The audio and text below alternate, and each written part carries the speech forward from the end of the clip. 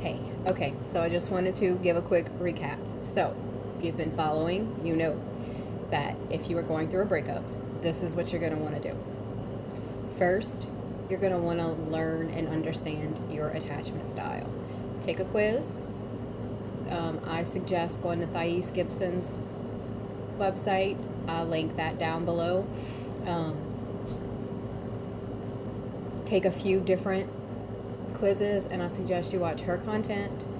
David Lane Smith, Coach Ken, and Chris Setter, Sieter, something like that. I will link all of those down below. So get familiar with your attachment style. Understand how it's created, what environment was conducive in order for it to form, really look at it and answer it as like, in your last relationship, what was your style? Then answer it how you are today if you've done any healing work. Or answer it as you were, or notice a pattern. Have you changed? Have you switched? And then you want to understand what you have to do in order to get secure, which I wouldn't suggest following any of what they say unless you are more of a matrix level and, psychology terms, mental health terms.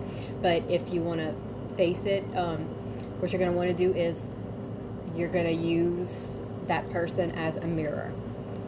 You're also going to use, if you've dated a series of boys that were just like this one, just with different faces, then you're going to want to recognize the pattern you date. Then you want to, and kind of pull back, and you'll see how it goes beyond just that one person. And that's why I strongly recommend separating the energy from the person, from the physical body of the person. Because at the end of the day, what you fell in love in that person is the version of you that you were introduced to when you were with them. And it was how that person made you feel. It wasn't the physical body person with it, it was how you felt in their presence. It's how regulated your nervous system felt, okay? And if you were trauma bonded or neurodivergent, CPTSD, any, if you were not regulated, you didn't register that correctly. You registered that with an unhealthy frame.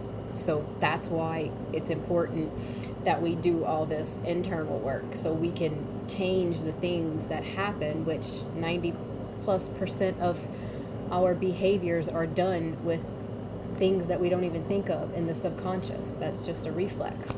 So how do we make sure that that is functioning at its highest capacity? By rewriting it and making sure we input what conditions we do want it to follow.